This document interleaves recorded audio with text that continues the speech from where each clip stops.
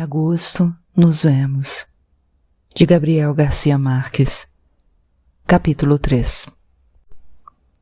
Ao desembarcar na ilha, viu seu táxi mais decadente do que nunca e se decidiu por outro, novo e refrigerado. Como não conhecia hotéis além do seu, ordenou ao motorista que a levasse até o novo Carlton, uma montanha de vidros dourados que tinha visto crescer entre florestas de ferro nas 3 viagens anteriores. Não foi possível encontrar um quarto à sua altura no auge de agosto, mas deram a ela um bom desconto para as suítes geladas do 18º andar, que dominavam o horizonte circular do Caribe e a lagoa imensa até o contorno da serra. O preço era 1/4 de seu salário mensal de professora, mas o esplendor, o silêncio e o clima primaveril do vestíbulo e a solicitude dos empregados infundiram nela o sentimento de segurança que devia a si mesma. Das 3:30 da tarde, quando chegou, até às 8 da noite, quando desceu para jantar, não teve um instante de sossego. Os gladiolos da loja de flores do hotel pareceram esplêndidos, mas 10 vezes mais caros. Então ela se conformou com as da sua florista das vezes anteriores. Foi ela a primeira a preveni-la acerca do novo cemitério de turistas, que se anunciava como um jardim de flores naturais com músicas e pássaros à beira da lagoa, mas onde enterravam os corpos em posição vertical para ganhar espaço. Chegou ao cemitério da ilha depois das 5 da tarde, e o sol não estava tão forte quanto em outros anos. Alguns túmulos já tinham sido esvaziados, e nas laterais do caminho havia escombros de ataúdes e ossos perdidos entre montes de cal viva. Na pressa tinha esquecido as luvas de jardinagem e precisou limpar o túmulo com mãos desprotegidas enquanto contava para a mãe as notícias do ano anterior. A única notícia boa foi a do filho, que em dezembro estrearia como solista na Orquestra Filarmônica com as Variações sobre um tema rococó, de Tchaikovsky. Fez milagres para salvar a reputação da filha, sem falar de sua vocação religiosa, o que não teria sido uma boa referência para a mãe. Por último, com o coração na mão, fez a confidência de sua noite de amor livre no ano anterior, que tinha reservado só para ela, e só para aquele momento. Contou a ela que tinha sido com um homem sem nome nem alma. Estava tão convencida de que ela mandaria seu sinal de aprovação que o esperou naquele instante. Olhou a paineira florescida, cujos repetidos ramos iam com o vento. Viu o céu, o mar, o avião de Miami com mais de 1 hora de atraso no céu incessante. Quando voltou para o hotel, sentia vergonha do estado da sua roupa e do cabelo sujo de poeira. Não tinha ido ao cabeleireiro desde o ano anterior, pois seu cabelo era bom e domado e tinha se adaptado à sua personalidade. Um estilista pedante e ceboso, que merecia o nome de Narciso mais do que o de Gaston, a recebeu com todo tipo de sugestão tentadora sobre o que poderia fazer com seu cabelo, e terminou por fazer um penteado de grande dama que ela mesma fazia sem tanta retórica para suas noites mais comuns. Uma manicure maternal cuidou das suas mãos maltratadas. Por ter limpado o túmulo do cemitério com bálsamos de toucador, e ela se sentiu tão bem que prometeu voltar no ano seguinte, na mesma data, para tentar uma mudança de estilo. Gaston explicou a ela que a conta ia para a fatura do hotel, menos os 10% da gorjeta. Quanto seria? $20, disse Gaston. Ela se crispou por uma coincidência inconcebível, que só podia ser o sinal de que esperava de sua mãe para cauterizar as feridas da sua aventura. Tirou a nota que havia queimado durante 1 ano no fundo de sua carteira, como a chama eterna do amante desconhecido, e entregou, encantada, ao cabeleireiro. Bom proveito, disse feliz. São dólares de carne e osso. Outros mistérios daquele hotel extravagante não foram tão fáceis para Ana Madalena Barr. Quando acendeu um cigarro, um alarme de som e luz disparou, e uma voz autoritária disse em 3 idiomas que ela estava num quarto para não fumantes. Precisou pedir ajuda para descobrir que com o mesmo cartão de abrir a porta se acendiam as luzes e se ligavam a televisão, o ar-condicionado e a música ambiente. Ensinaram-lhe digitar no teclado eletrônico da banheira redonda para regular as funções erótica e clínica da jacuzzi. Louca de curiosidade, tirou a roupa ensopada de suor pelo sol do cemitério, pôs a touca de banho para proteger o penteado e se entregou ao redemoinho de espuma. Feliz, telefonou para casa e gritou a verdade para o marido. Você não tem ideia da falta que você me faz. Foram tão vivas as declarações que ele sentiu ao telefone a excitação dela na banheira. Caralho, disse ele, você me deve essa. Quando desceu para jantar, eram 8. Pensou em pedir alguma coisa pelo telefone para comer, para não precisar se vestir, mas o preço do serviço de quarto fez com que decidisse comer como pobre na cafeteria. O vestido de seda preta, tubular e longo demais para a moda, caía bem com seu penteado. Sentiu-se meio desprotegida por causa do decote, mas o colar, os brincos e os anéis de esmeraldas falsas elevavam sua moral e aumentaram o fulgor dos seus olhos. Terminou rápido o café com leite e o sanduíche de presunto e queijo na cafeteria. Angustiada pelos gritos dos turistas e pela música estridente, decidiu voltar para o quarto e ler O Dia das Trífides, de John Wyndham, que estava na fila havia uns 3 meses. O remanso do vestíbulo a reanimou e, ao passar diante do cabaré do hotel, um casal profissional que dançava a valsa do imperador, com uma técnica perfeita, atraiu sua atenção. Permaneceu absorta à porta, mesmo depois de o casal haver terminado a exibição e a pista de dança ter sido invadida pela clientela comum. Uma voz doce e varonil, muito perto de suas costas, tirou-a da letargia. Vamos dançar? Estava tão perto que ela percebeu o tênue cheiro do medo dele sob a loção de barbear. Então o olhou por cima do ombro e perdeu o fôlego. Perdão, disse atordoada, mas não estou vestida para dançar. A réplica dele foi imediata. Quem faz o vestido é você. A frase a impressionou. Num gesto inconsciente, apalpou o corpo com as mãos, o decote profundo, os seios vivos, os braços nus, para comprovar que seu corpo estava mesmo onde ela o sentia. Então olhou de novo por cima do ombro, não mais para conhecer o dono da voz, mas para se apropriar dele com os olhos mais belos que ele viu na vida. Você é muito gentil, disse com encanto. Já não há homens que digam essas coisas. Então ele se pôs a seu lado e reiterou em silêncio o convite para dançar com a mão lânguida. Ana Madalena Barr, sozinha e livre em sua ilha, agarrou aquela mão como se estivesse à beira de um precipício, com todas as forças de seu corpo. Dançaram 3 valsas à moda antiga.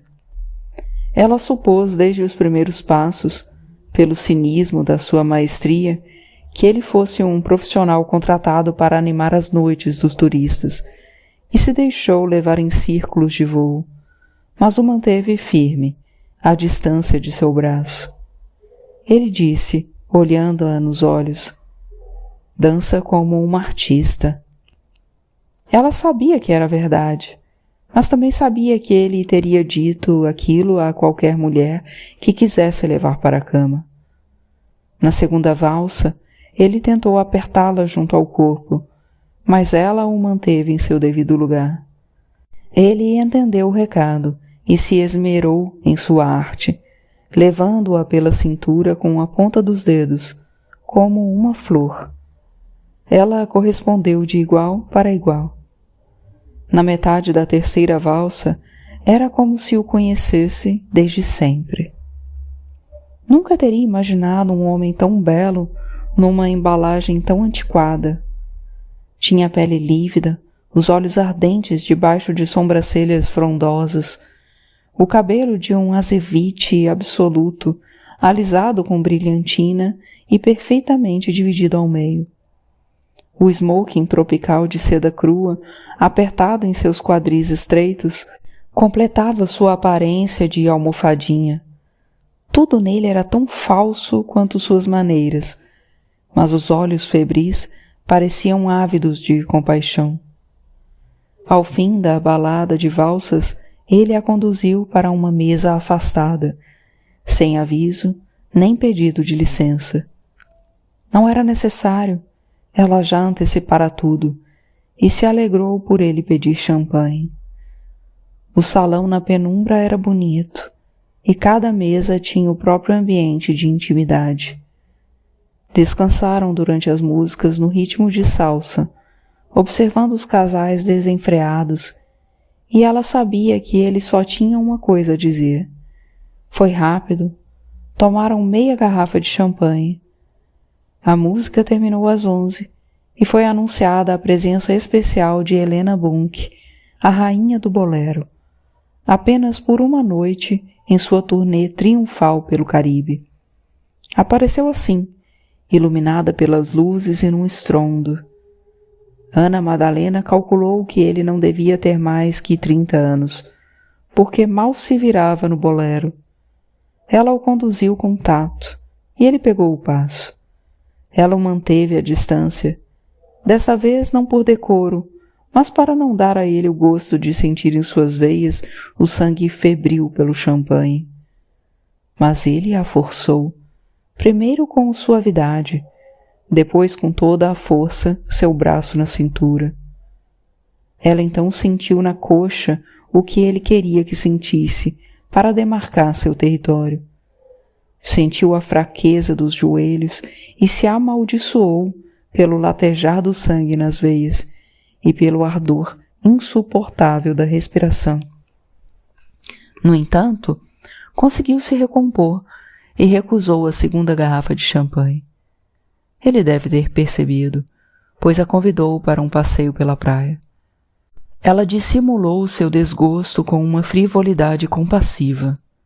Sabe qual é a minha idade? Não consigo imaginar nenhuma idade, disse ele. Só a que você quiser ter. Não tinha terminado de falar quando ela, cansada de tanta mentira, propôs ao próprio corpo o dilema determinante. Agora ou nunca. Sinto muito, disse, pondo-se em pé. Preciso ir embora. Ele deu um salto, confuso. O que houve? Tenho que ir, disse ela. Champanhe não é meu forte. Ele propôs outros programas inocentes, talvez sem saber que quando uma mulher vai embora, não há ser humano nem divino que a detenha. Finalmente se rendeu. Posso acompanhá-la? Não precisa se incomodar, disse ela. E obrigada, de verdade. Foi uma noite inesquecível. No elevador, já estava arrependida. Sentiu um ódio feroz de si mesma. O prazer de ter feito o que devia, porém, compensava. Entrou no quarto, tirou os sapatos, jogou-se na cama de barriga para cima e acendeu um cigarro. Os alarmes de incêndio dispararam. Quase ao mesmo tempo bateram à porta. E ela amaldiçoou o hotel onde a lei perseguia os hóspedes até na intimidade da privada. Mas quem bateu à porta não foi a lei, foi ele. Parecia uma figura de museu de cera na penumbra do corredor. Ela constatou isso com a mão na maçaneta da porta, sem um pingo de indulgência, e afinal lhe abriu o caminho. Ele entrou como se estivessem na própria casa. Ofereça-me alguma coisa, disse. Sirva-se você mesmo, disse ela sem a menor tensão. Não tenho a menor ideia de como funciona essa nave espacial. Ele, por sua vez, sabia tudo. Modulou as luzes, pôs a música ambiente e serviu 2 taças de champanhe do frigobar com a maestria de um diretor de teatro. Ela se entregou ao jogo, não como si mesma, e sim como protagonista de seu próprio papel. Estavam no brinde quando o telefone tocou. Ela atendeu. Um segurança do hotel lhe advertiu de modo muito cortês que ninguém poderia permanecer na suíte depois de meia-noite sem se registrar na recepção. Não precisa explicar, por favor, interrompeu-o, envergonhada. O senhor me desculpe. Desligou com a cara tomada pelo rubor. Ele, como se tivesse ouvido a advertência, justificou-a com uma simples razão. São mórmons. E sem mais delongas, convidou-a para contemplar o eclipse total da lua na praia, dali a 1h15. Era uma novidade para ela. Tinha uma paixão infantil por eclipses, mas a noite inteira havia se debatido entre o decoro e a tentação, e não encontrou um argumento válido para se decidir. Não temos escapatória, disse ele. É o nosso destino. E a invocação sobrenatural dispensou-a de escrúpulos, e assim foram ver o eclipse do suntuoso furgão dele, numa pequena baía escondida por um bosque de coqueiros, sem sinal de turistas. No horizonte, via-se o resplendor da cidade ao longe, e o céu estava diáfano e cheio de estrelas, com uma lua solitária e triste. Ele estacionou ao abrigo das palmeiras, tirou os sapatos, afrouxou o cinto e inclinou o assento para relaxar. Só então ela descobriu que o furgão não tinha nada mais do que 2 bancos dianteiros, e se transformaram em camas ao apertar um botão. O restante era um bar mínimo, um aparelho de som tocando sax de Fausto Papetti e um banheiro minúsculo com um bidê portátil atrás de uma cortina carmesim. Ela entendeu tudo. Não vai ter eclipse, disse. Ele se assegurou que tinha sido anunciado. Não vai ter, disse ela. Os eclipses só podem acontecer em lua cheia, e estamos em 4º crescente. Ele se manteve imperturbável. Então será a do sol, disse. Temos mais tempo. Não houve mais formalidades. Os 2 já sabiam para onde iam, e ela sabia que era a única coisa digna que podia esperar dele desde que dançaram o primeiro bolero. Ficou assombrada com a destreza de mágico com que a despiu, peça por peça, com a ponta dos dedos e quase sem tocá-la, como quem descasca uma cebola. Na primeira investida, sentiu que ia morrer de dor, com uma comoção atroz de bezerra esquartejada. Ficou sem ar e empapada de suor gelado, mas apelou aos seus instintos primários para não se sentir menor, nem permitir-se sentir menos que ele, e juntos se entregaram ao prazer inimaginável da força bruta subjugada pela ternura. Nunca se preocupou em saber quem ele era, nem quis, até uns 3 anos depois daquela noite brutal, quando reconheceu na televisão seu retrato falado de vampiro triste, procurado pela polícia do Caribe como vigarista e gigolô de viúvas desassossegadas e provável assassino de 2 delas.